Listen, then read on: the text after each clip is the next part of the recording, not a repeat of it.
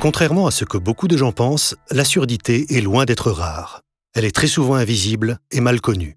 Par exemple, il y a différentes formes de surdité et différentes aides auditives.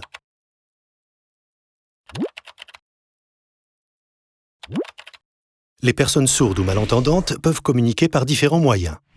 En langue des signes française, en langue française parlée complétée, à l'oral en s'aidant de la lecture labiale ou en utilisant l'écrit.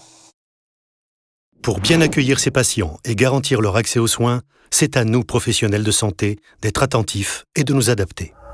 Pour accueillir une patiente ou un patient sourd ou malentendant, il y a 2 choses très simples à garder à l'esprit. Être sourd ne signifie pas être muet, et ce n'est pas parce que quelqu'un parle et semble vous entendre qu'il vous a parfaitement compris. Si votre établissement est équipé d'une boucle magnétique, faites-le savoir à la personne à son arrivée. Soyez patient, expressif, naturel, et n'hésitez pas à prévenir vos collègues. En venant chercher le patient en salle d'attente, n'oubliez pas qu'il n'entendra pas forcément que vous l'appelez. Rassurez-le en établissant un contact visuel avant de lui parler.